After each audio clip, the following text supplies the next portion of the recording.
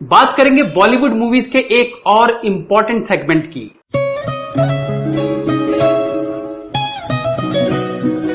Life में बहुत सारी ऐसी चीजें जो हम खाते हैं, पीते हैं या फिर देखते हैं, वो अगर परफेक्ट ना हो तो हमारा इंटरेस्ट उन खाने पीने या फिर देखने वाली चीजों में कम हो जाता है। जब तक इन सारी चीजों में वो हर एक मटेरियल जो उसमें होना चाहिए वो परफेक्ट तरीके से ना हो, तब तक हमें वो अच्छी नहीं लगती है। फॉर एग्जाम्पल, घर में हम सब्जी खाते हैं, रोज खाते हैं और हमें वो नॉर्मल ही लगती है, लेकिन जिस दिन उस सब्जी में नमक ना डाला गया हो उस दिन हमें एहसास होता है कि ओह, बिना नमक के सब्जी कितनी खराब लगती है। जब हम रोज वही सब्जी खाते थे तब हमें उस नमक की अहमियत का पता नहीं था। उसी तरह से पिछले कई सालों से हमारे लैपटॉप में एक फिल्म पड़ी हुई है जो हमें काफी पसंद है, स्पेशली उसका एक इमोशनल सीन। अचानक जब आप एक दिन उस सीन को दोबारा देखते हैं तो उसमें सिर्फ आपको डायलॉग सुनाई देते हैं। तब आपको एहसास होता है कि वो इमोशनल सीन सिर्फ एक्टिंग की वजह से अच्छी नहीं लग रही थी, बल्कि उसका बैकग्राउंड म्यूजिक उतना ही मायने रखता था उस सीन को इमोशनल बनाने में। हमने background music, child artist, character artist, stunt man और अननोन सिंगर्स पर काफी सारे वीडियोस बनाए हैं। उसी तरह से आज हम आपको बॉलीवुड के एक और सेगमेंट के बारे में बताएंगे जिनके बिना मूवीज अधूरी होती हैं। फिल्म देखते हुए भले ही आप उनकी प्रेजेंस को नोटिस ना कर पाते हो, लेकिन अगर वो फिल्म में ना हो तो फिल्म आपको इनकम्प्लीट लगेगी, बासी लगेगी। और ये सेगमेंट है फॉली साउंड।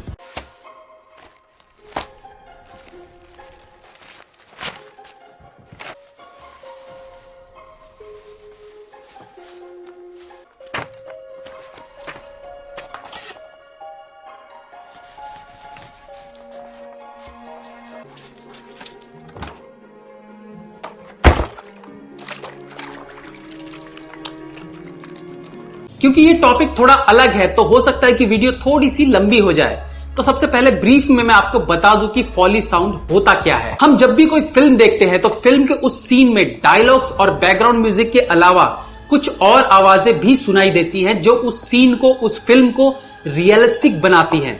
उसे कहते हैं फॉली साउंड।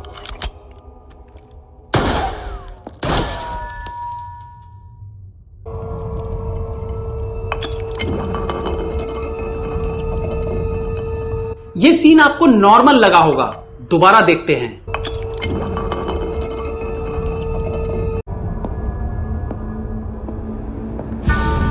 इसमें आपने देखा कि बहुत सारी ऐसी आवाजें थी जो डायलॉग्स और बैकग्राउंड म्यूजिक से अलग थी। जिस तरह से शूटिंग खत्म होने के बाद सारे एक्टर्स डबिंग स्टूडियो में अपनी अपनी आवाजों को डब करते हैं, उसी तरह से शूटिंग के कंप्लीट होने के बाद ये फॉली साउंड आर्टिस्ट इन साउंड्स को रिक्रिएट करके दोबारा से फिल्म में डालते हैं। ऐसा इसलिए किया जाता है क्योंकि शूटिंग के वक्त बहुत सारी ऐसी अनवांटेड आवाजें भी रिकॉर्ड हो जाती हैं जो उस सीन में नहीं होनी चाहिए। एक खाली रूम में आप शूटिंग कर रहे हैं जहां बाहर की कोई भी आवाज नहीं सुनाई दे रही है, उसके बावजूद जब आप रिकॉर्डिंग को दोबारा सुनेंगे, ऑडियो रिकॉर्डिंग को, तब आपको एक रूम टोन की आवाज उसमें सुनाई देगी। इस तरह के अनवांटेड साउंड्स को हटाने के लिए बाद में रिक्रिएट किया जाता है फॉली साउंड। फॉली साउंड में कुछ बेसिक आवाजें भी होती हैं।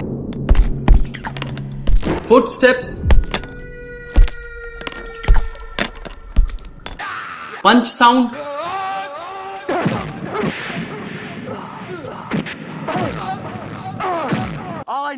गन शॉट्स,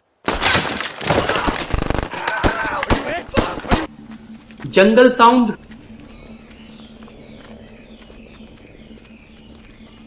ये सब बेसिक चीजें हैं, लेकिन अक्सर हमारा दिमाग इन चीजों पर नहीं जाता कि ये सब साउंड ओरिजिनल नहीं बल्कि रिक्रिएट किए हुए हैं। एक फॉली आर्टिस्ट की क्रिएटिविटी ही एक फिल्म को रियलिटी के करीब रखती है।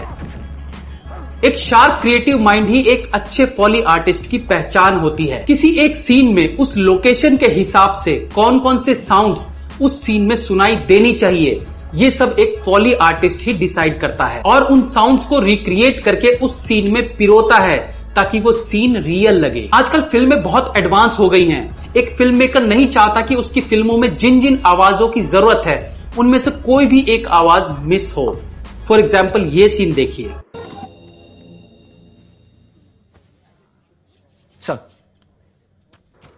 इस सीन में आप डायलॉग्स के अलावा और भी बहुत सारी चीजें सुनेंगे। लेकिन अगर आप आंख बंद करके इमेजिन करें कि सिर्फ आपको डायलॉग सुनाई दे रहे हैं, उसके अलावा और कोई भी साउंड आपको सुनाई नहीं दे रहा है, तो यही सीन आपको काफी अटपटा लगेगा, जैसे बिना शुगर की चाय। ये सारी आवाजें इस सीन में एक फील लाती हैं कि ये सब कुछ रियल में हो रहा है। अगर ये आवाजें ना हो तो आपको चेयर खींचने की आवाज, बैठने पर कपड़ों की आवाज, हाथ रगड़ने की आवाज, सर, ग्लास में पानी डालने की आवाज, ग्लास टकराने की आवाज, चीयर्स। ओह चीयर्स। नमकीन खाने की आवाज, ये सारे वो साउंड्स होते हैं जिन पर हमारा ध्यान बिल्कुल नहीं जाता है। इन सारे साउंड्स को अलग करते ही सीन में जो फील होता है वो चला जाता है। पुरानी फिल्मों में फॉली साउंड का इस्तेमाल नहीं होता था। ब्लैक एंड व्हाइट फिल्मों में शूटिंग के दौरान जो आवाजें कैप्चर की जाती थी, फाइनल फिल्म में उन्हीं आवाजों को रखा भी जाता था।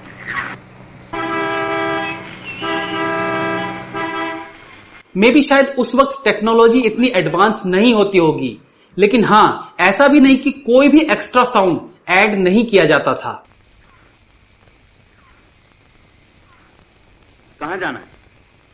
कहीं नहीं। कुछ साउंड जो सीन के लिए इंपॉर्टेंट होते थे और शूटिंग करते वक्त वो कैप्चर नहीं हो पाते थे, उन्हें बाद में ऐड करके मिक्स किया जाता था। लेकिन फिर टेक्नोलॉजीज बढ़ती गई और साउंड्स को और अच्छे तरीके से फिल्म में यूज किया जाने लगा। आज भी बहुत से ऐसे फिल्म मेकर्स हैं जो अपनी फिल्म को रियलिटी के करीब रखने के लिए उन्हीं साउंड्स का इस्तेमाल करते हैं जो वो शूटिंग के वक्त कैप्चर करते हैं। चलना, करण अर्जुन देख के आते हैं।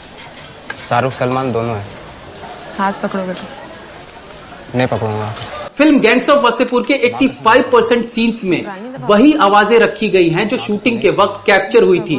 सिर्फ 15% फिल्म के सीन्स के लिए डबिंग की गई थी। नहीं ढूंढोगे? सट के बैठोगे? माँ कसम। फॉली साउंड्स क्रिएट करने का तरीका भी काफी अनोखा होता है, जहां एक तरफ स्क्रीन पर चल रहे विजुअल से एक फॉली आर्टिस्ट उन साउंड्स को बना रहा होता है। Cones will end up being the egg cracking sound. Lope is more of the wet sound. And this becomes the dinosaur skin. Push. Very good. Push. Come on.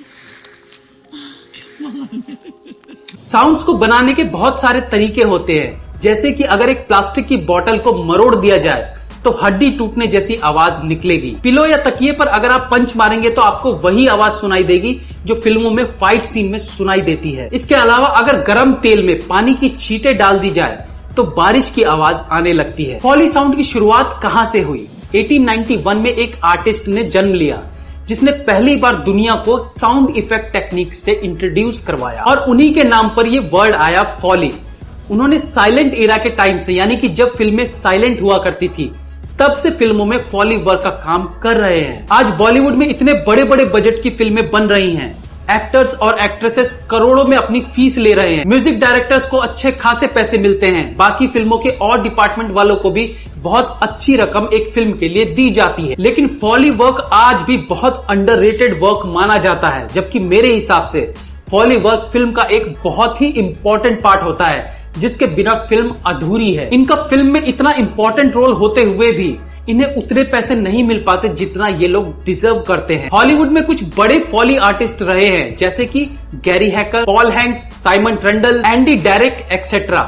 Bollywood में भी कुछ ऐसे फॉली आर्टिस्ट उभर के सामने आ रहे हैं जिन्हें धीरे धीरे लोग जानने लगे हैं। इन्हीं में से एक हैं Karan Arjun Singh. Hi, my name is Karan Arjun Singh and I'm a Foley artist and a Foley supervisor at Just Foley Studio. मैंने लगभग 2000 फिल्मों से ज्यादा की हुई हैं। सुल्तान, नीरजा, सिंघम, दंगल, rice, secret superstar, Golmaal again, तुम्हारी सुलू, फुकरे रिटर्न्स, टाइगर जिंदा है, क्रिश 3 और हाँ, बाहुबली। फोली ये लाइव साउंड इफेक्ट्स है। जैसे एक कैरेक्टर चल रहा है तो उसकी चलने की आवाज, एक कैरेक्टर बैठ रहा है उसके बैठने की आवाज, कुर्सी खींच रहा, कोई भी हलचल हो रही है फिल्म में तो उसको क्रिएट करना वापस। अपना करियर बनाने के लिए भी ये एक बहुत ही इंटरेस्टिंग फील्ड है, लेकिन सिर्फ उन्हीं के लिए जिन्हें इसमें इंटरेस्ट हो, जो इस काम के लिए पैशनेट हो। मैं खुद भी बहुत सारी short films, local films, low budget films में फॉली साउंड दे चुका हूं, क्योंकि मुझे भी इस काम में काफी मजा आता है। तो दोस्तों ये थी कुछ बातें इन अननोन हीरोज के बारे में जो पर्दे के पीछे से अपना जलवा दिखाते हैं। तो आगे से जब भी आप कोई फिल्म देखें तो फिल्म में किए गए इनके कंट्रीब्यूशन को आप मत भूलिएगा। बस याद रखिएगा कि डायलॉग्स और बैकग्राउंड म्यूजिक के अलावा सीन में जो भी आवाजें आपको सुनाई देती हैं उसके पीछे इन फॉली आर्टिस्ट की मेहनत होती है। ये एपिसोड आपको अच्छा लगा हो तो आप लोग मुझे फेसबुक पे लाइक कर सकते हैं, ट्विटर और इंस्टा पे फॉलो कर सकते हैं, और हाँ, कमेंट करना ना भूलें। Be safe, have fun. मिलते हैं अगली बार फिर किसी नए एपिसोड के साथ। तब तक के लिए